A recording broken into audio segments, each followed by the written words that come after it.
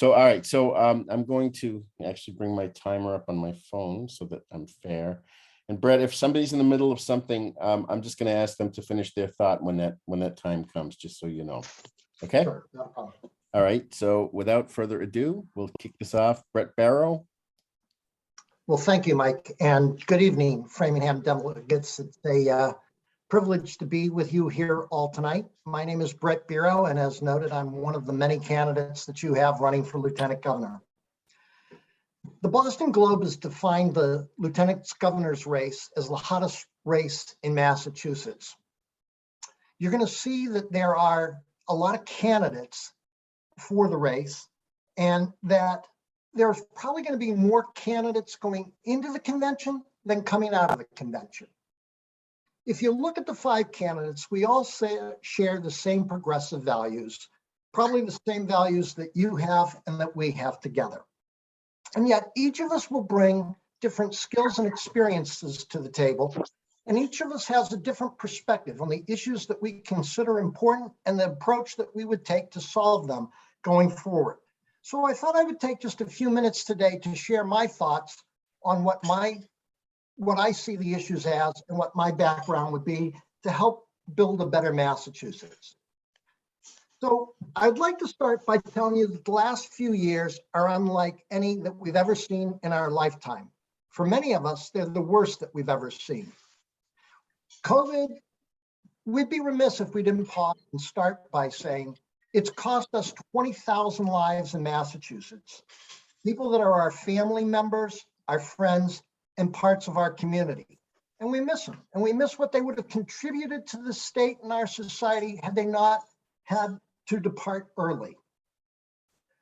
Many of the challenges that we confronted before COVID were exacerbated during COVID. Equal access to quality and affordable health care. Seniors living on a fixed income in a very inexpensive state. Young families looking for access to quality and affordable housing and daycare. And we know that climate change is an existential threat, and the window for addressing climate change continues to shrink, and we have to act quickly. Finally, January 6th saw democracy itself under assault. And some of the basic civil and human rights that we've come to take for granted over the years are now under attack, and it is a clear and present danger from a politicized US Supreme Court. And while it may feel today like COVID has passed us, it's not. It still continues to this day. And we can see the impacts in every town and city when we walk through and see storefronts that are empty, businesses that have departed, and changes to the basic way in which we live our life. And COVID has shone a light on the inequities that exist in Massachusetts. And now we face a coming economic storm. Inflation is at a 40-year high. Interest rates were increased by 0.5 percentage point by the Federal Reserve, with the promise of more rate increases to come. And most of the global money center banks are forecasting a recession for early 2023. What are you going to do for us? I'm going to get to that. Give me a second. And we know that we can't achieve social justice if we don't promote economic justice. Yet we've taken no action for our at-risk citizens to help pay for our rising gas and food prices. Nor have we planned any sort of rapid response program to support our communities and small businesses in the various dispersed locations in the state, whether it's the seasonal businesses on Cape Cod, a manufacturing company in the Pioneer Valley, or from the small restaurants and cafes created by the entrepreneurs in our disadvantaged communities. Nor have we applied the lessons learned from COVID to our everyday life. Take education. We know that education is not just an expense, it's an investment in our future. We know that teaching is not just a job, it's a calling. And yet, we know that our teachers are burned out, underpaid, disrespected, And a majority of them are thinking about leaving the profession.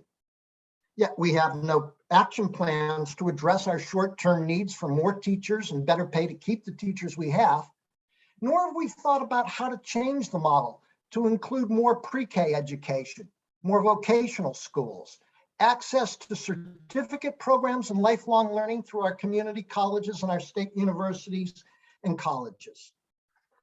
Fundamentally, we really are at an inflection point as a state. The decisions we make and the policies and procedures we pursue in the next administration will define the character of the Commonwealth for the next generation. The question that's before us today is, what sort of team do we need to lead us through the challenges of the 2020s? I believe in the concept of building a team. The skills and experience of Lieutenant Governor should complement, not duplicate, those of the governor. And regardless of which of the two women we elect, we know that that gubernatorial candidate will have extensive Beacon Hill experience, either as Attorney General or as a state senator. Each of the candidates for lieutenant governors has experience. Two are state senators, one's a state representative, one's a mayor, and one has experience serving on the finance committee of their local town government. Different experiences, to be sure, but each providing a base of knowledge for addressing how the lieutenant governor can work with our local communities and local town governments to make Massachusetts better. But I'm a distinctly different candidate. My experience comes from confronting many of the problems and challenges from where the problem presents. If voters were to decide this election based on the experience that the executive team would need to address the coming challenges, they'd look for a leader who's had a diversity of experience in many of the industries critical to Massachusetts: healthcare, technology, professional services, financial services, manufacturing, retail, small businesses. They'd look for a leader who has experience in the classroom, working with our teachers.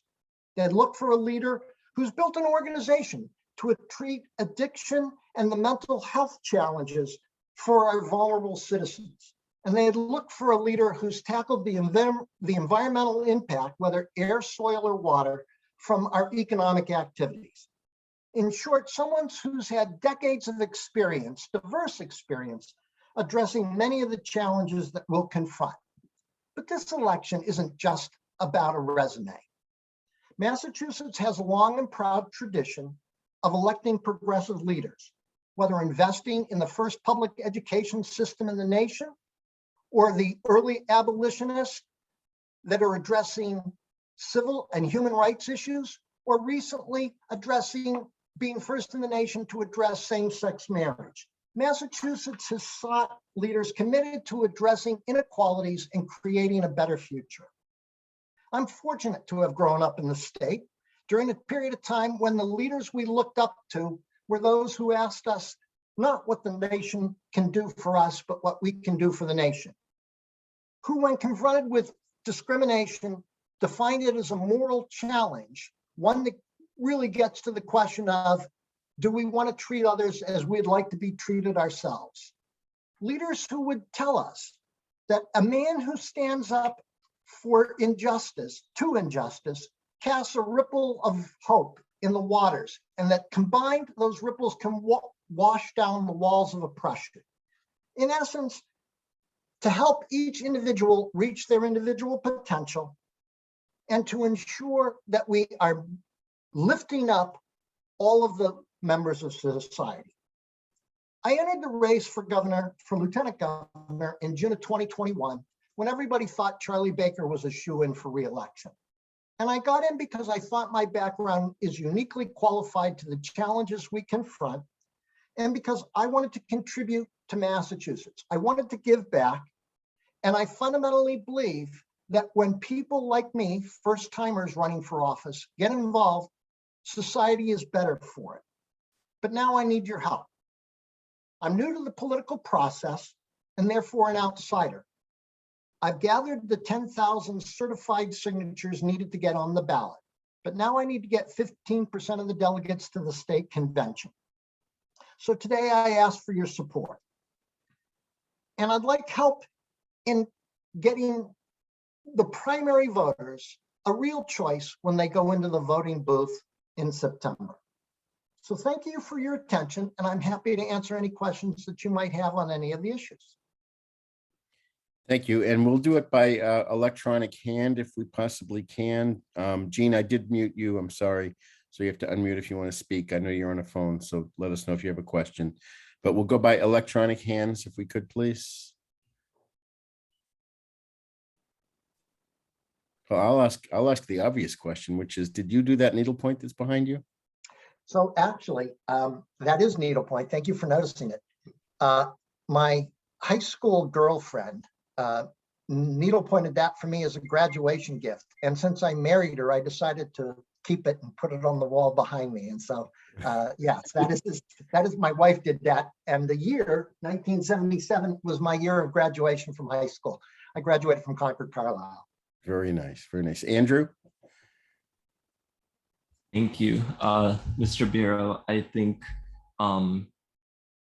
I struggle to reconcile. I know you talk a lot about the importance of small business and the importance of protecting those who are the most economically unstable, but your pretty much entire career has been in private equity, which is an industry which has seen increasing scrutiny over preying on those very individuals. So I wanted to ask about that.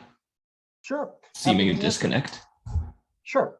So just to clarify, I only spent 10 years in private equity, and I was not an equity owner of the company. So if you look at Mitt Romney, for example, he owned the private equity company. I didn't. Yeah. I was an employee at it. So just to be clear, but I'm going to get to your point. So I was brought in to turn around troubled companies, and I'm going to give you 2 or 3 examples to illustrate the point. When I went to the companies, they were already in deep trouble, right? Many of them would already be in bankruptcy, and I would be there for a short period of time, sometimes as short as 4 months, sometimes as long as 3 years, but on average, it would be about 6 to 7 months that I was there. And what I would do while I was there was stabilize the business. There's 3 steps. First is stop the bleeding of the cash. Second is stabilize the business. And the third is just turn around and grow it. I never stayed to grow it. I only did the step of stabilizing the business. And in doing that step, I always took an employee first attitude. So let me give you a couple of specific examples. The very first turnaround I did was at a company, doesn't matter the name of it, Barton Cotton is the name, but it was a company that was deep in debt, and the banks were threatening to sweep the cash every day. I hid $3 million up in. You're at time, so just wrap up if you could, please. Okay, I'll finish this point then. So I would make sure that the employees got all of their money and benefits, even at the risk of and being sued by the financial institutions, so that I always aided the employees. And I owned a small business for 22 years and did the same thing, working with the employees to create the working environment. So I know my time's up. I'm happy to answer that in more detail. Andrew, if you want to email me, I'm happy to give you a longer, more fulfilling answer to that question. All right, I will follow up. Thank you so much. Michael, thank you for letting me join you today. I'll dump in the chat my contact information. Absolutely, do that. Thank you, Brett. Thank you. Okay, our next speaker, again, and she was just clicking in, I think, when Brett was speaking. So I'll just say, Mayor Driscoll, well, first of all, welcome to Framingham. And second of all, you have 12 minutes to do whatever you want with. If you need a guitar accompaniment, I can probably work that out for you too. So whatever you want to do, you can do full questions and answers, or as much time as you want speaking. And you're on the clock. Thank you. Thank you, Michael. And thanks to all of you for carving out time to allow me to be here to share a little bit more about my background and why I'm so enthusiastic about the opportunity to serve as your next Lieutenant Governor. I'd love for this to be a two-way conversation, to be able to hear what's on your mind in terms of issues or concerns, or certainly answer any questions you might have. So I'll maybe just do a few minutes about me and why I'm enthusiastic, and then turn it over to you for some Q&A. So I am the Mayor of Salem. I've been in this role for 16 years. Feel really fortunate to be leading a city that is welcoming and inclusive. It certainly wasn't the same city that it is today as it was when I took office in 2006. At that time, Salem was facing a number of challenges, from financial to really a place that operated in a very closed environment. I've been fortunate, as I've said, 16 years, reelected 5 times, to improve city services, really address our finances, and put Salem in a place that has led us to being a hip, historic, vibrant destination for visitors and residents alike. We've been able to make historic investments in schools and parks and infrastructure. I'm really proud of the work that we've done, and I'm excited about the opportunity to serve as your next lieutenant governor, because I know and value the work that happens at the local level, particularly in our gateway cities. Prior to working as mayor in Salem, I also worked in Chelsea when they were coming out of receivership, first as their chief legal counsel, and then as their deputy city manager. So I know a little bit about what it takes to be successful locally. And I know that that really requires a strong relationship with the state. No city, even a city with the assets of places like Boston and Cambridge, you really still need a strong state partner to be successful, to impact the quality of life, to take on the major challenges that we have as a Commonwealth. As a mayor, I've been on the front lines of things like COVID response and recovery, trying to make sure we're thinking forward about how to address issues from climate change to strengthening our housing, particularly housing that meets the affordability needs of the people who live in our community. I chair the Salem School Committee. I know that work deeply and understand how important it is that we have a true partner at the state level as we think about the next phase of COVID and just the impact it's had on our children and our educators. We have a lot of work to do in that space. And I really believe that the experience of someone who is a mayor, cities very like mine, like Framingham's, are very much have the microcosm of the challenges that we have at the state level, whether it's housing, the climate crisis, transportation, infrastructure, and schoolwork. And we're not going to be able to really tackle or make major strides to improve those areas without action at the local level. And that's where I think this experience serving as your next lieutenant governor can really be powerful. I know some of the challenges we have. I also know those opportunities. Salem's been an innovative community. We've done things like expanded pre-K under a mixed model to ensure that we can offer a high quality pre-K experience for 4-year-olds. The Commonwealth needs to do more to support communities in doing that work. That's one of the best investments we can make for our youngest learners and for our working families. I understand the challenges around housing, because we're a community that used to be able to pour coffee and pour beer for a living and afford to live here. That's no longer the case, given the fast rising rents and just impossibility of home ownership for too many people who live and work not only in our Salem community, but throughout the Commonwealth. We've got to do more to tackle that, both at the local level, but in concert with state officials, leveraging public land, really investing in housing production plans in every community, understanding how we can support and promote community land trusts and smart growth zoning principles. We need to do more of that faster and quicker.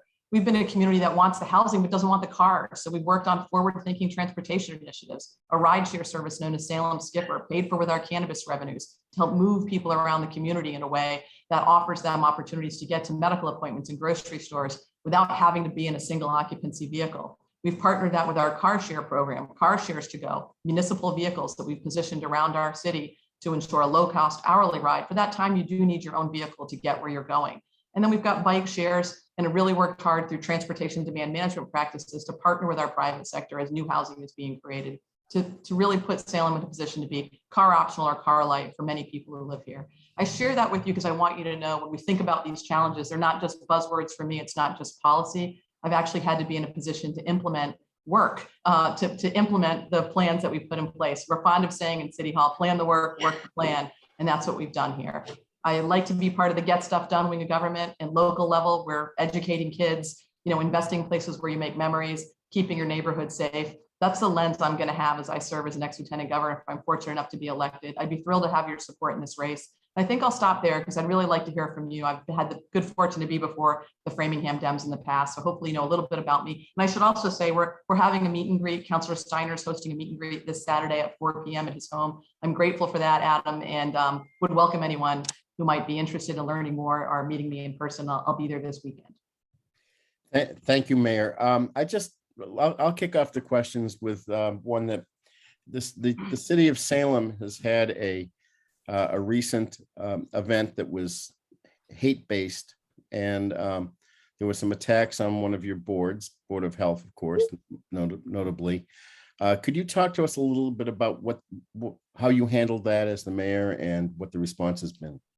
Sure. Unfortunately, we did have a real bigotry and racism in play for our Board of Health members tied to our vaccine requirement and masking requirements, and targeting Board of Health members who had Jewish surnames and were perceived to be Jewish with anti-Semitic comments. Unfortunately, we have had issues of bigotry and racism that have impacted our community in the past, and I'm really proud of very much the welcoming and inclusive community we are, and we stand up and call that out, whether it's a slap tag, a white supremacist group doing graffiti or slap tagging public spaces, or issues like this that were much more targeted. I mean, I had protesters at my house as well, but they were not targeting anti-Semitism in the way this particular hate speech was happening. And for us, we call it out. We stand up as a community, whether it's juveniles who are not aware fully when they're putting a swastika on the common bandstand, or issues like this going after Board of Health members who are just doing their jobs. In this case, we have a wonderful Board of Health who has acted heroically throughout this entire pandemic, stepping up as volunteers to protect their neighbors. So we called it out for what it was, really had a community come together and used it as a moment of solidarity to support people who are volunteering during a pandemic to protect the public health of their neighbors. We celebrated that and certainly stood in solidarity against the bigotry and the racism and these vile comments that were used to attack them. And okay, and just so folks know, when the mayor spoke at Jack Lewis's kickoff recently, she brought her band with her, we pulled up to see the Ashland police on site and a group of picketers out there, and it's nice to hear your voice without hearing all of this stuff in the background. So yeah, I mean, that's really changed how we lead communities, but wouldn't change a thing. Like, we lead with our values, we're protecting public health, we follow science and data. I think that's what people expect out of local officials, particularly folks serving on boards and in positions of leadership. Right. Okay, so we have a question here from Telia Jacobs. Yeah, just needed to unmute myself. Mayor Driscoll, I was wondering if you had any specific plans or thoughts about how to tackle the climate crisis. Yeah, thanks so much for that question, Celia. Some of the work that we've done locally, I think, can really be amplified. We're fortunate that we put together a climate action plan for our city in concert with the city of Beverly. So we worked together on that effort that did a couple of things that I think are really important. One, it gave us an assessment of where our greenhouse gas emissions were coming from, like really drill down between our two communities. For us, it's buildings and transportation. In Beverly's case, it was transportation and building, so 1 and 2. And then it gave us a to-do list. And this brought us together with a lot of community engagement, not just city officials and not just residents, although they were part of it, but also our institutional partners. We both have a college, we both have hospitals, we both have cultural institutions. They were part of our resiliency plan. And this to-do list included everything from policy initiatives like the green building ordinance that we're working on right now, focusing on net zero plans for new buildings and new construction that's happening in our community, and also celebrated actions we can take from an adaptation and mitigation measure. Well, being that we're both coastal communities, we're not going to be able to seawall our way around this, but we certainly need to think about where are those areas where we expect there to be flooding and how are we planning for that, removing vulnerable pieces of apparatus, be they parks and playgrounds or municipal buildings or infrastructure that we know is going to be critical. And I think every community really needs their own climate action plan. It would really help make sure you're thinking about this through a local lens, but it's much more powerful if we can amplify the work with additional state resources and policies and programs that put things like the MVP program. Most of us have done vulnerability assessments. Then what are you doing about it to work? Salem was an early green community, as many communities are. So we've done municipal aggregation. We've converted our streetlights to LED. A lot of the, what I call low-hanging fruit has been undertaken, but we're still not as energy efficient as we need to be, and we need to work with the private sector. So we're a key partner right now with our utility of National Grid on looking at building conversions, attacking that building side. Heat pumps, we're starting with all of our municipal buildings and understanding how can we operate more efficiently, and then partnering with private sector as well. There's some pretty good incentives that are out, and we're trying to use some of our federal resources to close the gap and ensure that we're thinking about both building and transportation. I think I may have mentioned some of the work we did in transportation, from ride share to car share, to bike share. We do want to be a place that can be car optional. Salem looks a lot more like a European community than we do some big city out west. So we're trying to steal some of their practices. I had the good fortune to be in Oslo as part of an Urban Futures Conference, and we really brought back a tremendous amount of ideas. I think those things can be scaled up. As I said, every city having a climate action plan, working hard to tackle our transportation needs. We've had somewhat of an inspiration gap when it comes to public transportation. We have more to do there. And we really need to look at things through a climate change lens. Our grandkids and maybe even our kids are going to ask us, what did we do to address climate change? And right now we need much better answers.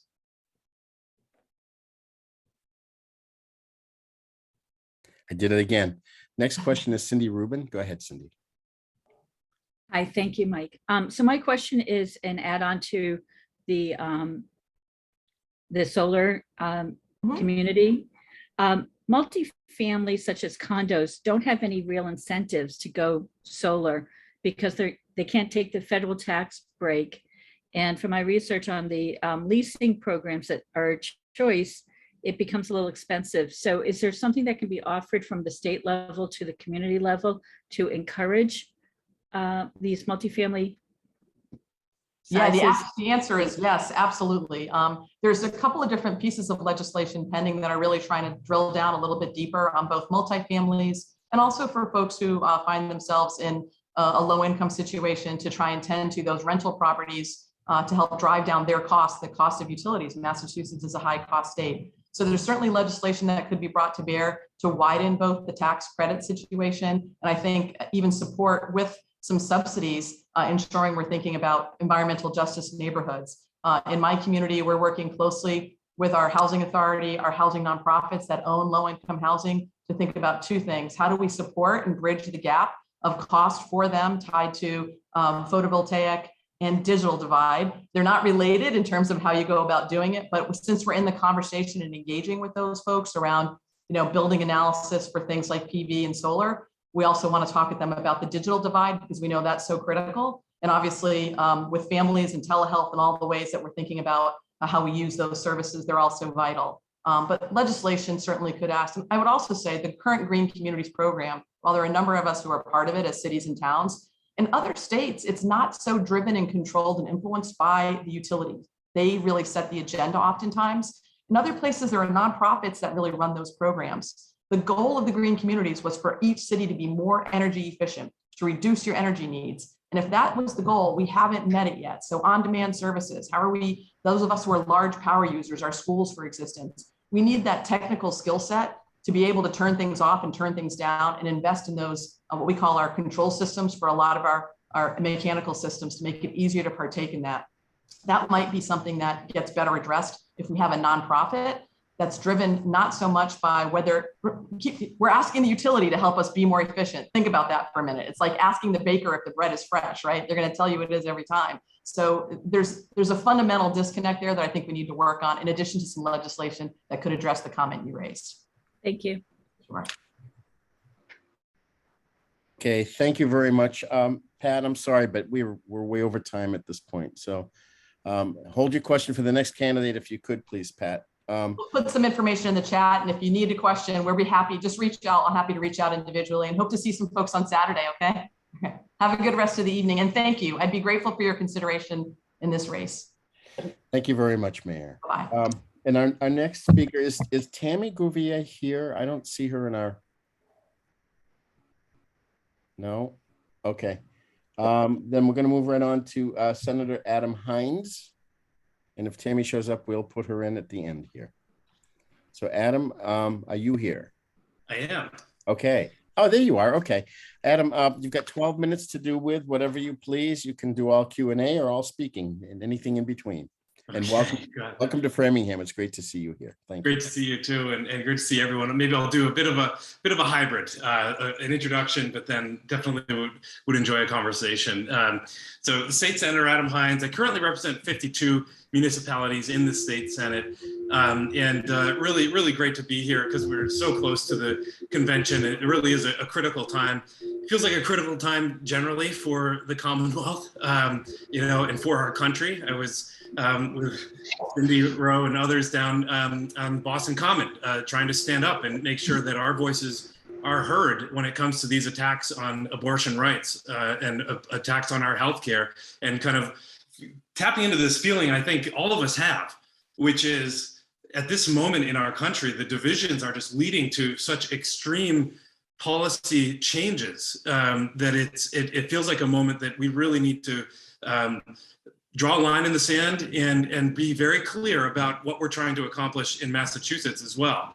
And so for me, that's one thing that got me in this race. I feel like there are too many big issues. The impacts are too significant to just elect another politician who's going to push more of the same and have a result that is the status quo. It's just not the time when we're being very clear about having conversations about an ongoing racial awakening. The fact that we're very clear in having conversations about why is it that Massachusetts is one of the most expensive states to live in? Why is it that Massachusetts is one of the most unequal states in the country? And it's clear, it's a result of budget and policy choices that have gotten us here. And we have an opportunity to do something about it, especially when everyone's having these conversations and asking the right questions. And at a moment when we're literally putting billions of dollars aside for the next administration right now through federal funds and our own surpluses. And so we can do something about it. That's what got me in this race, but it's going to require leaders who are willing to take on those big issues and ask the tough questions. And folks with a background of bringing people together to actually get things done and make movement towards progressive issues and progress here in the Commonwealth. So I have a background in doing just that. Many of you have heard me. I've come to speak with some of you before. I spent about 10 years in the Middle East with the United Nations, involved in conflict negotiations in Iraq and Jerusalem and Syria. And in Iraq, it was kind of a range of things, but ultimately it ended up being a team leader in a negotiation between the Kurdistan region and the rest of the country over disputed territories. Was in Jerusalem and was the regional advisor to the UN Special Coordinator for the Middle East peace process. So spent a lot of time in Beirut and Amman and Cairo, mostly dealing with Gaza ceasefires because it was before the Kerry push.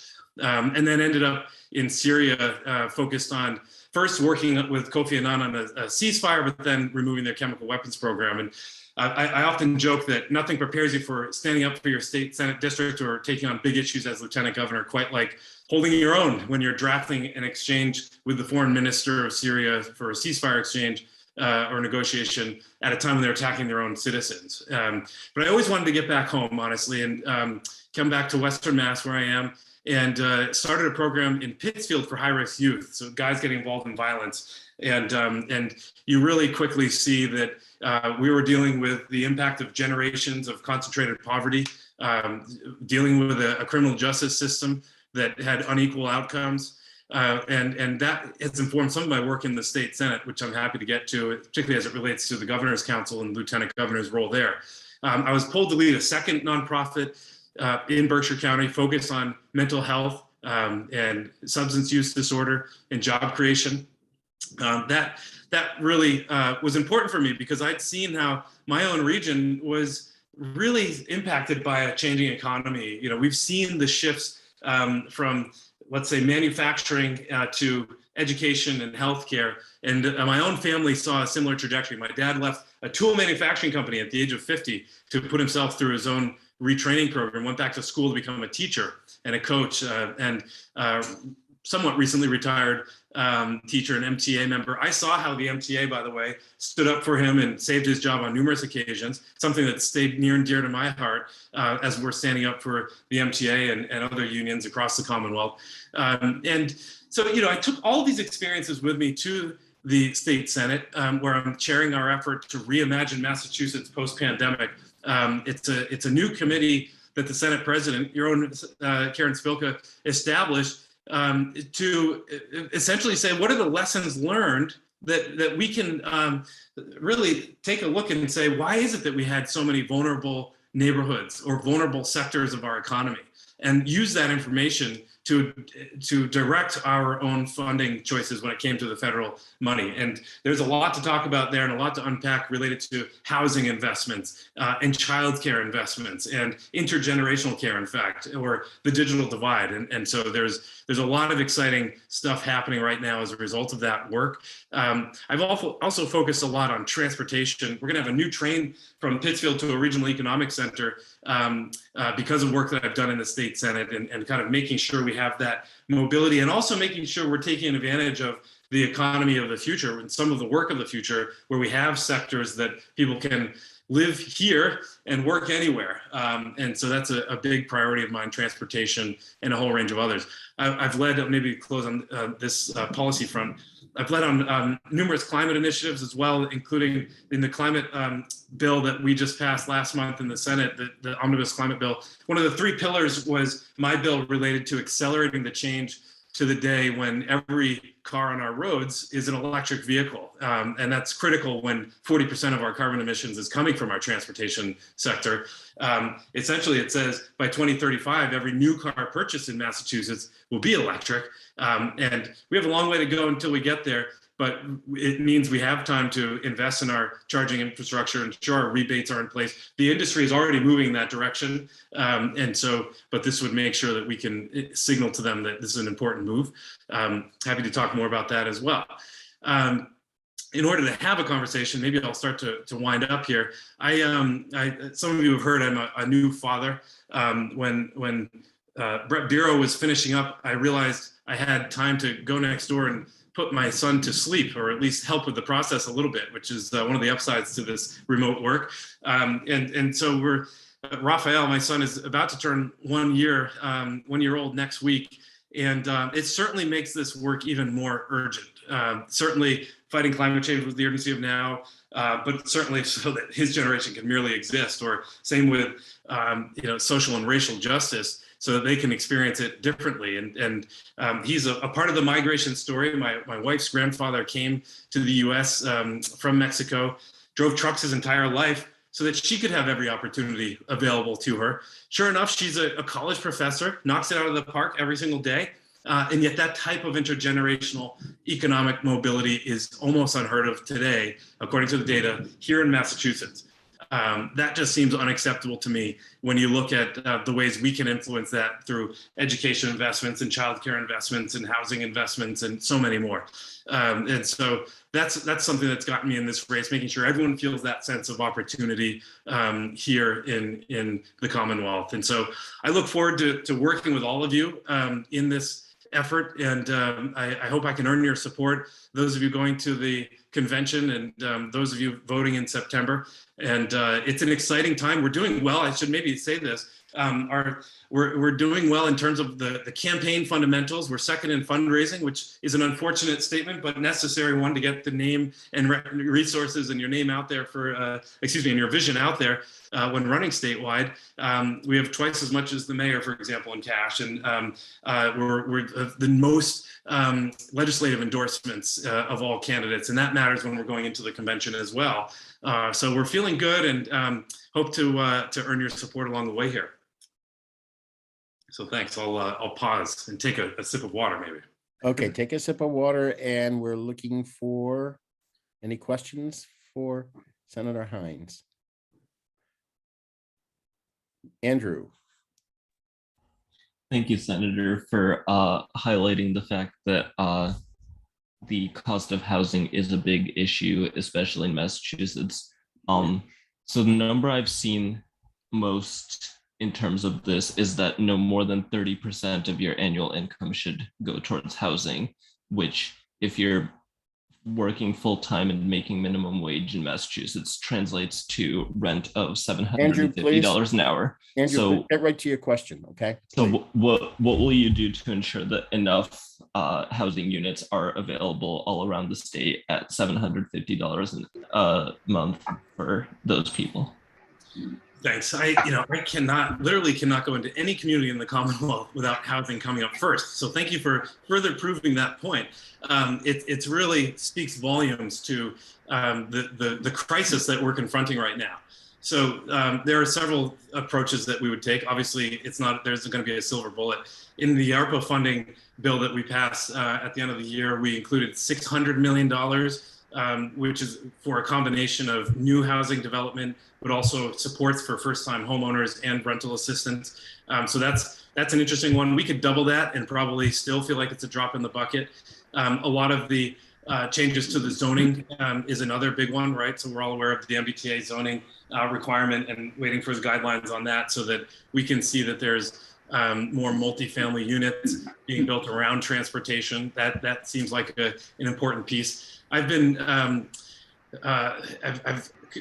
faced mixed results in my effort to tackle a third option, which is expanding the housing development incentive program. So I once doubled it in a Senate bill, but then it didn't make it through conference. But I think in this budget, we'll do well with the housing development incentives. Essentially, the short version is in gateway cities, it allows for developers to spend less on the investment and charge less in rent, essentially, or has different functions as well, depending on the city you're in.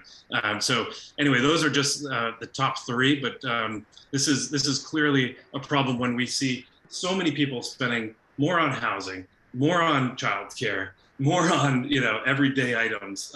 It's a real crisis right now, including gas and everything else. I have a question for Senator Hines. My question is that I'm looking for a team. How would Senator Hines complement the Attorney General, the governors as a team, Lieutenant Governor, to whoever she or he is? She. It's going to be a Democrat, and so it's a she. So, I would say one thing is clear is the regional equity and a regional balance, let's say. And so, having somebody from about as far away, literally as far away as you can get from the capital, I think is a benefit. And this is, I hear this a lot, that people from essentially to your west and south are very keen to have somebody who's not inside the greater Boston area, and kind of helping to bring that attention to other cities and towns. And so that's a big one. And let's be clear, this is a big deal. I represent the only two counties with population decline, Berkshire and Franklin County. And guess what? The auditor recently put out a report that said the state has invested far less in infrastructure in Western Massachusetts than it does other areas, and that it needs to. And so is it a coincidence that when you don't have broadband, you don't have strong transportation links, and you have people, their housing values going down and they're leaving, and the school now has fewer students to receive funding for, and it's just a vicious cycle. So I'm getting a little animated here because it is a big deal. So that's just one. And then second, of course, I think I really believe the lieutenant governor's role can assist and push the agenda of the governor by its convening function. The fact that you have the cabinet that can really be mobilized for action on a given issue. I've been talking about climate a lot. I'll say it again. We can be very clear and say, Secretary of Housing, what are you doing to ensure energy efficiency in homes? Secretary of Transportation, what are you doing to accelerate the transition to green transportation and electrification of our trains and the like? Every single person in that cabinet can be mobilized for action. And my background bringing people together, first in the Middle East, but then in the Senate, is a way that I think I could really help the governor and achieve serious goals. Thank you very much, Senator. Appreciate your time here today and appreciate your being here, and good luck to you in the upcoming convention. Thank you all. And I'll similarly put my name and, my email and cell phone and website in the chat. And thanks for having me. Please do. Thank you very much. All right. Okay, I'm going to jump ahead to Senator Lesser, and then we'll come back to Representative Gouvier, who was held up in a previous. I know that there's another function going on at the same time as ours tonight. So if I could ask Senator Lesser, if you would please join in. Is he here? I think he's here. Didn't see him in the participants. Oh, maybe he's hung up at the other thing also. Well, Tammy, I hope you're ready to roll. Are you here? I am always ready to roll. Yes. I know you are. Okay. So our next candidate is Representative Tammy Gouvier, who is Tammy. Just what I've told the other speakers is you have 12 minutes to do anything you want. So you can do all Q&A or all speaking. It doesn't matter which way. Great. Well, thank you again. As always, it's great to be with the fine folks from Framingham. I think I've been in your Zoom and in person 5, 6, 7 times. So it's good to be with you all again. Just really briefly, for those of you who may not have seen me speak before, I'm State Representative Tammy Gouvier, and I'm in this race because I believe that we deserve leaders who are putting our health, well-being, and dignity at the heart of decision-making. And I believe that in a state as rich in resources as we are in Massachusetts, that there's no reason why any person or community or region should be left behind. If you've heard my story before, you know that I grew up in the city of Lowell. My grandfather was in the Carpenters Union that put my family on solid economic footing. but that wasn't the case for so many of my neighbors and friends and classmates. And I saw a lot of their families struggle with the indignities of poverty, intergenerational poverty, structural racism, and xenophobia. So I have been inspired and really empathetic as a result of being close to these experiences, even though they weren't my own. And so I've been a public health social worker for the last 25 years. And some of the key issues that I have been leading on for those last 25 years impact families right in Framingham. Unfortunately, they've impacted a lot of you personally who are in this Zoom room, and that's the opioid crisis. In 2007, at the beginning of the opioid crisis, I worked with the leaders of the city of Lowell, and we formed the Lowell Roundtable on substance abuse prevention and secured millions of dollars that we put to good use to support our young people and to invest in treatment. And that's just an example of how I have put the health and the well-being and the dignity of folks at the center of responding to an emerging problem, a problem that we didn't know much about back in 2007. And boy, have we learned a lot about the greed and the real devastating actions of the Sackler family and many of the other opioid manufacturers.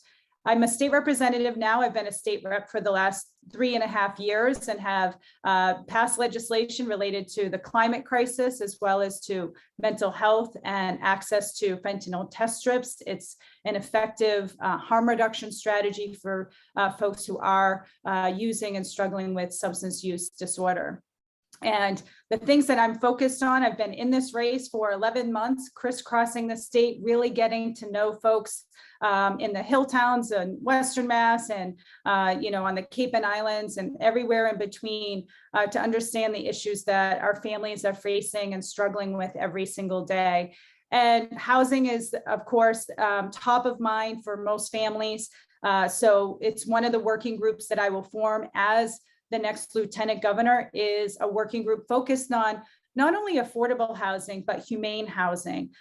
Families like mine, I've been a single mom for 14 years. I made choices about where I could afford to live, and it wasn't always the most humane, most desirable place to live. And our families are facing these tough choices every single day because of the rise in housing prices and rents, and the fact that wages haven't even come close to keeping pace with the rise in housing.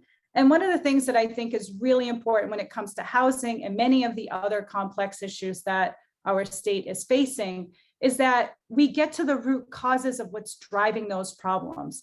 Building more housing is only going to get us so far. We need to commit to building the right kind of housing and housing near public transportation and mixed use housing so that we can meet the diverse needs of our population. And we also have to probably put guardrails in, because we do have a lot of housing in parts of the Commonwealth that sits vacant, waiting for someone to come along as a short-term rental, or some of the property that's here is investment property, and folks don't even come into the state but maybe once or twice a year. That's having it's starting to have a real devastating effect on the vibrancy of a lot of our neighborhoods and parts throughout the Commonwealth. It's also impacting our local economies and the ability of our local economies to stay on track. Another issue that I hear repeatedly, of course, is the mental health crisis.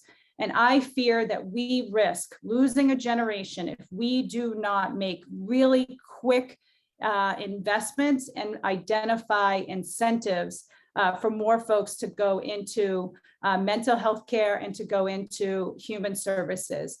We have over 700,000 people, and I do believe this is a far undercount. We have over 700,000 people in our state who rely on some sort of human services agency to help take care of aging loved ones, to take care of a family member with a disability, to get access to some of the services and then mental health treatment that we need.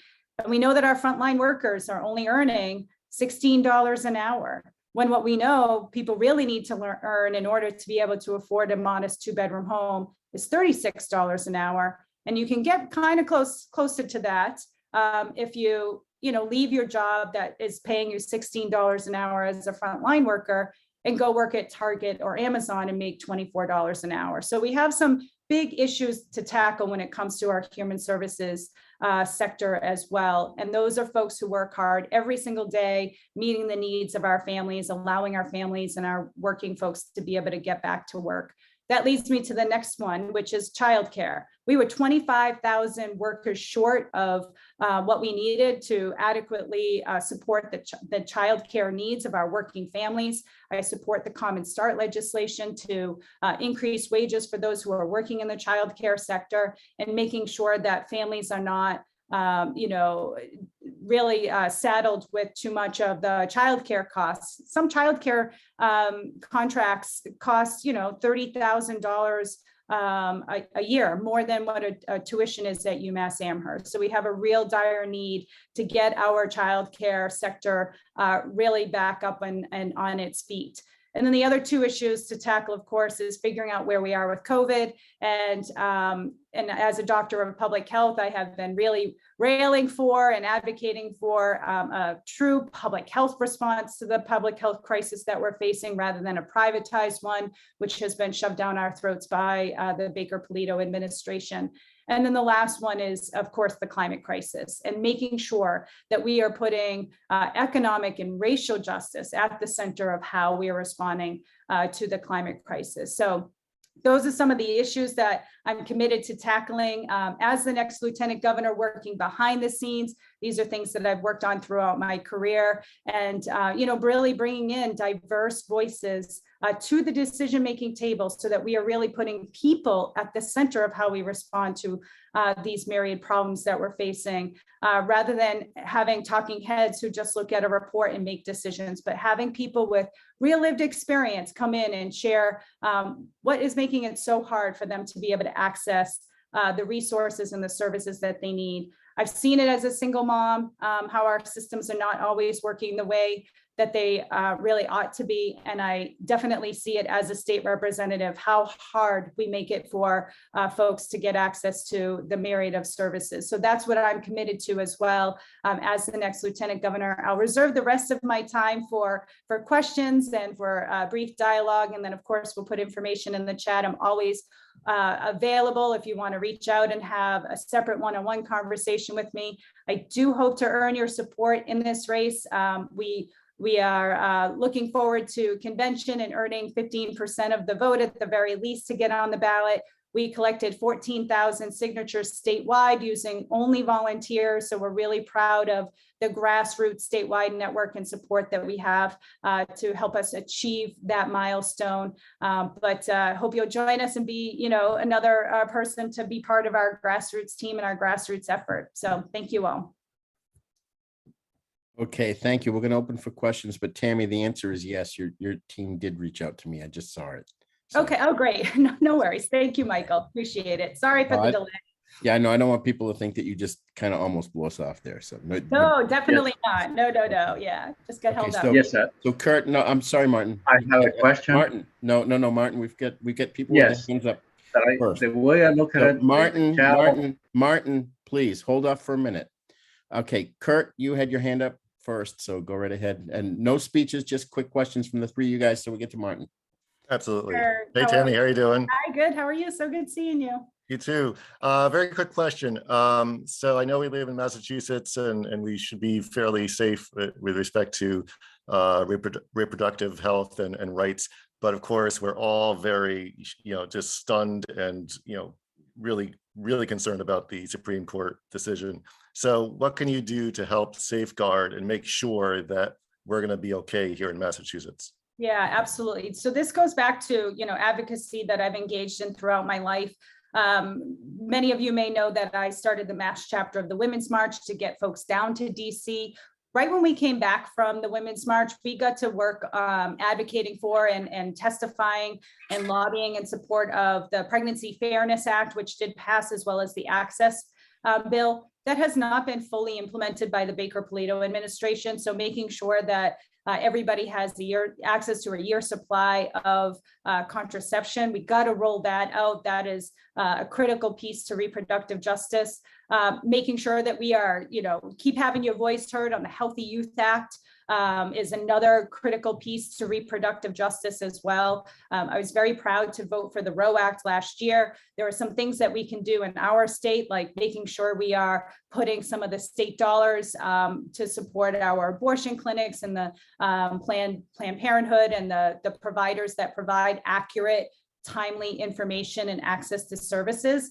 And then the other thing that I really would love for us to see, and that as Lieutenant Governor, if it doesn't pass this session, is advocating hard on getting medication abortion passed on college campuses and increasing access to medication abortion. It really helps our young folks in particular, but not only young folks, and it will help alleviate any demand and pressure and demand on other parts of the system when pregnant people come to Massachusetts to get the reproductive health care that they need and that they deserve.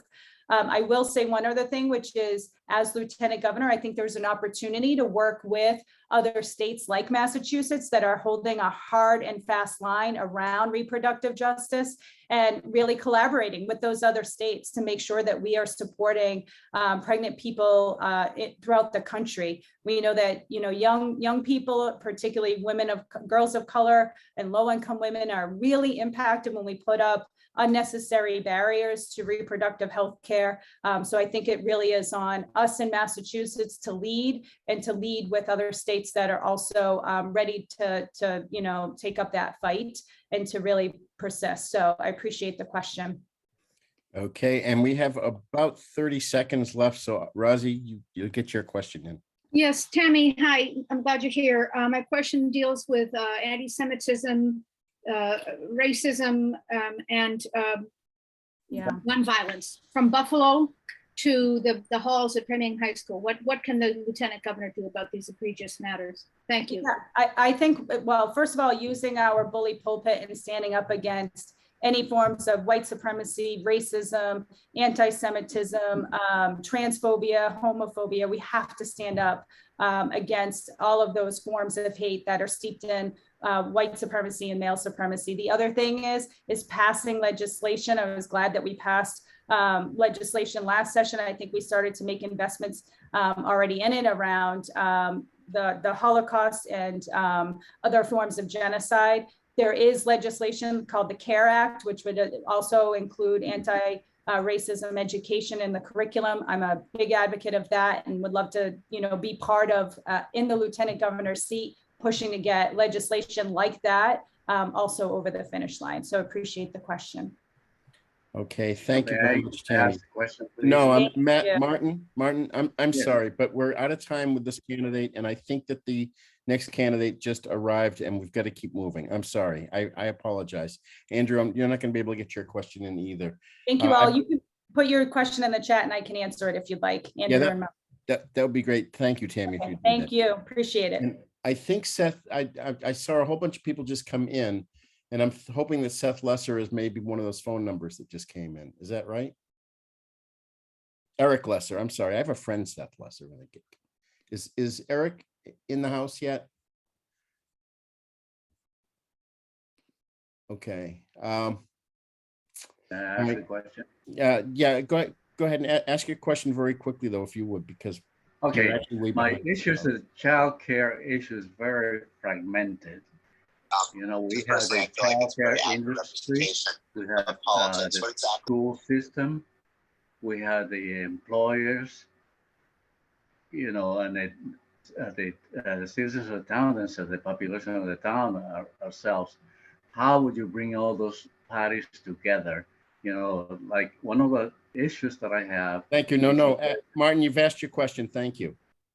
Well, I think where you're headed is to your point that it's not a true system of care. One of the working groups that I proposed would take a look at, is that good for us? Is that not good for us? To have employer-based health childcare, to have separate childcare systems. The one thing I do know is that we have to invest in flexibility, greater flexibility in our childcare system. I hear from women in the trades and those who work in the healthcare industry who need to be in their jobs for 7 a.m. Then it's really hard for them to get the appropriate kind of childcare. Now with remote and hybrid work, I should say, sometimes people are going to need childcare near their work, and sometimes they're going to need it near their house. So that's why when I say I want to bring people with lived experience and different perspective to the decision-making table, that's exactly what I'm talking about. So we would also need to engage childcare providers of the small providers, the large for-profits, the municipal-based one, as well as employer-based one. So that's how I look at that, to create a much more robust, true system of childcare that our workers and students need in our state. Okay, thank you very much, Tammy. I see Alex is here, and I'm wondering, Alex, if you are with Eric Lesser by any chance. Hey, Mike. Sorry, I'm on one Zoom on my computer and one Zoom on a phone, and he's wrapping up very shortly, and I'll have him jump on in like 60 seconds. Okay, so I think all right, with that said, I think what we're going to do is let me know when he's here, okay? Okay. Okay. Razi, would you, we're going to begin the business portion of the meeting, and Razi, would you give us the mission statement, and then maybe at that point, the senator will be with us. Sure. This appears, of course, on our website. We're working to make it more front and center. And it reads, the Framingham Democratic Committee believes in diversity, equity, inclusion, and justice. Our mission is to work for the common good by seeking to promote racial, ethnic, social, and economic equality for the people of Framingham, our Commonwealth, and our nation. We advocate for all those who've been disenfranchised, marginalized, victimized, and oppressed. Fostering and heeding democratic principles is at the core of our work and our values. It is who we are. Thank you. That is our mission statement. And Alex, did we get magical by any chance? I think we might have. Oh. Okay, so somebody just came in. I just entered Alex in, Mike. Okay, I'm hoping that they're together. And if they're not, we're going to move on to the treasurer's report and the minutes. Alex, are you with him? And Mike, you may not want to go too far afield, because if we want to extract the lieutenant governor's portion for a separate video. I can't, Norma, I'm not, I can't stop for that. I'm sorry. Okay. All right, so let's have our treasurer's report, please. Good evening. As you may remember, we had $4,030.11 at the last meeting. We've collected 17 cents in interest, and we've collected $155 in dues, which I should mention there's very few people that have actually paid their dues. The people that have are Parlez, Adam Steiner, Caesar Stuart Morales, Tilia Jacobs, Barbara Ledoux, Priscilla Souza, Chris Boyles, and myself. That leaves us a total of $4,085.28. Okay, could you put in the chat, would you please put your address so people will be able to send that to you? Instantaneously. Okay, thank you. And we have been joined by Senator Lesser. And we'll wait till he can speak, and then I will call on him. Are you with us, Senator? You should be on, Mike. Okay. I'm here. Hey, Mike. Oh, there you are. Okay. All right. Senator, welcome to Framingham. And we've given each of the speakers 12 minutes to do with as you please. You can do all Q&A or all speaking, whatever you want to do. It's your floor for the next 12. And welcome aboard. Thank you. Hey, thanks so much, Mike. And hello, Framingham. Good to see everyone. And first, I do want to say thank you for all the help you offered with signatures. I really appreciate that. And I know it's a tedious assignment and takes a lot of work. Yeah, I see Barbara. She was amazing. You did a really, really great job, and I really appreciate it. It really does mean a lot to me. I will try to be brief, Mike, to just give a little bit of kind of introductory thoughts, but I do want to maintain most of the time for questions. So first, I do just want to come before you and ask for your support on June 4th at the convention. Just a little bit of background about me. I come from local organizing. The first time I ever really got involved in politics or did anything political, I was 16 and I was called into an assembly at my high school, Longmeadow High School, about 40, 50 miles or so west of all of you. And the principal packed all of us into the auditorium, lined a whole bunch of teachers up at the front of the room, and told us that they weren't coming back next year because of budget cuts that had been made in the building I now work in at the State House. And I remember sitting there and feeling really angry that a group of 14 and 15 and 16-year-olds were being asked to pay the price for bad decisions, frankly, that had been made somewhere else. So we went out and we organized. We did a Proposition 2.5 override campaign. How many of you have done Prop 2.5 override campaigns? We went out and knocked on doors, handed out leaflets, did all the things you do in a race like that. And I remember sitting in the town hall the night of the vote as the clerk was counting the ballots. And a woman was sitting next to me clutching a pink slip. And when the vote was announced as having passed, she literally ripped the pink slip up and threw it in the garbage because the vote passing had meant her job had been saved. And I just felt really grateful for that because it was an early lesson to me that despite the messiness and the frustrations of politics, it still is one of the most powerful ways to make a difference. And so from there, I caught the bug and I got wrapped up in the campaign of this skinny guy with a funny name from Illinois, Barack Obama. My big break for him was carrying all of his suitcases around New Hampshire during the first in the nation primary. From there, I ultimately worked about 30 feet from the front door of the Oval Office as the assistant to David Axelrod, who was the president's senior advisor. But I ultimately wanted to get home. And the reason I wanted to get home is I saw my home community in Western Mass falling behind, frankly, other parts of the state. And for the last 8 years, I've been working on a set of issues that I'm committed to getting done as your Lieutenant Governor, and a set of issues I'd love to talk with you all tonight, and a set of issues really important to Framingham. We've got to do more to invest in transportation. We've got to do more to bring down the cost of housing. We've got to close the wait list at our vocational schools. We could create 7,000 jobs tomorrow just by closing the wait lists at our voc schools. We, of course, need to protect the environment, an urgent issue that's connected to all of these issues, and to continue to fight for racial justice and equality. So I just wanted to provide a few minutes of introduction of myself, and certainly want to ask for your support. I hope to earn your support tonight leading up to the convention on June 4th. And I'll turn it over to you, Mike, to make sure we can take some Q&A. Excellent. Thank you very much. So the floor is open for questions, and I got to go to my first screen. We're okay. Mark? You have to unmute, Mark. We'll hear you much better. You? There you go. You've been trying to tell me to do that all my life. I'd like to thank the Lieutenant Governor candidates for coming on tonight, and thank the Framingham Dems to do this. I'm from Ashland, by the way. And I would like to ask candidate Lesser, through his federal in the Oval Office, back over here to the states and all the Commonwealth. How can you understand about how people have different incomes, and to work with fixed elderlies and their lifestyles to work together? Plus, what would you do as how to control domestic hate crimes from the Oval to here? Thank you.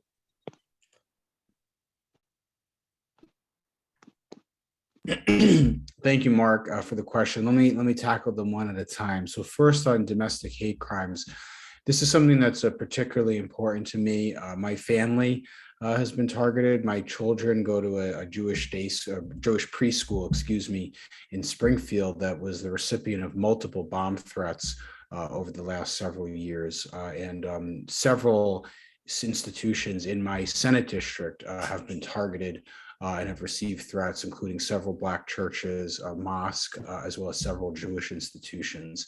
For people who aren't familiar with my neck of the woods, in Greater Springfield, it's a very diverse area. I have some of the densest urban communities in Massachusetts. I also have a town without a stoplight. I have rural communities, suburban communities, urban communities, and everything in between, 9 cities and towns overall that I represent. But on the issue of domestic hate crimes, and I sit on the governor's hate crimes task force, first, we need to acknowledge that this is happening. It's not just anecdote. The Anti-Defamation League, the FBI, and the governor's own task force here in Massachusetts have all documented an increase in Massachusetts in hate crimes in recent years. I helped set up with your senator, Senator Spilka, a new program, a grant program for nonprofit organizations at risk of violence or a terrorist attack. When we got this program started, it was $75,000 in grants. Today, it's millions. Last year, it was 1.5 million. This year, we're going to be fighting to get it up to 5 million. We've helped get money to hundreds of organizations across the state to install bomb-proof glass, surveillance systems, fencing, lighting. We wish that we didn't need these things in America or in Massachusetts in the 21st century, but these are things that institutions and organizations are telling us they need to feel safe. And I feel strongly that in Massachusetts, if an organization, a synagogue, a mosque, a LGBTQ resource center is telling us that they need these types of infrastructure improvements to feel safe and to protect people coming in and out and using those facilities, then we have an obligation to do it. On the question about kind of income mobility and low income people, I just want to share my family story because I think it will help illuminate this. I live in Longmeadow, but I wasn't born there. I was born in Queens, New York. We moved to Longmeadow when I was 7. My dad grew up in the Sheepshead Bay houses of Sheepshead Bay, Brooklyn, one of the largest public housing projects in New York City, still to this day. A lot of the people he grew up with, they had tattoos, numbers tattooed on their arm from surviving the Holocaust. My mom, Joan Granucci, grew up in Little Italy, Italian. She grew up in a 3rd floor walk-up apartment and shared a bed, not a bedroom, a bed with her grandmother until she was in her mid-20s. My parents eventually met. They met at City College in New York, where they paid $54 a semester to get their education and moved to Western Massachusetts because that's where the jobs were and that's where the opportunity was for my family. My entire goal in politics, my animating force for why I do this work is to provide other families the same type of investment and opportunity and mobility that my family had. And if you think about that, the cost of their college, $54 a semester, doesn't exist now. A growing economy where we're investing in trades and providing opportunity for growth for people, arguably not the situation now. So that's why the program I've put forward and the issues I want to work on as Lieutenant Governor are all about expanding that opportunity for our families, investing in high-speed rail service, connecting Pittsfield, Springfield, Worcester, and Boston. Think about what that would unlock for people. Closing the wait list at our Voc schools and opening up new opportunities for people to work in the trades that pay so well. Working to make sure that we're investing in our community colleges and in our public higher ed. So we could keep going, but I want to get to some more questions, but that's really the animating purpose of my work and would really be what I want to focus on as Lieutenant Governor. Okay, thank you. Was it, I thought I saw another hand up. Was that not there? I'm hallucinating. Andrew, did you have your hand up? My hand was raised, but I'll skip the question for tonight. Oh, okay. All right. Well, I think that we're okay. Do you have another couple minutes if you want, Eric? Great. Well, then no, it's we'll take no questions as a good sign. Well, I just want to thank you, Mike, for having me, and I want to thank the Framingham Dems, and I do want to ask for your support. I'm old-fashioned. I know you've got to ask. I was taught to ask. I do want to ask for your support. If you're a delegate at the convention on June 4th, I'd really be honored to have your support. My friend Alex is going to share some links for how people can get involved, either sign up on our email list, join us to volunteer, making a donation. All of it helps us. But I do think at the end of the day, what we're doing as Democrats at the convention is helping select and elect a ticket, a governor and a lieutenant governor. I get that there's a little bit of awkwardness to running for lieutenant governor in a way, right? Because you're running to be the number 2. But I think at the end of the day, what we're doing as Democrats is figuring out who our best ticket is, our best team to put forward at the general election and then to govern after the general election.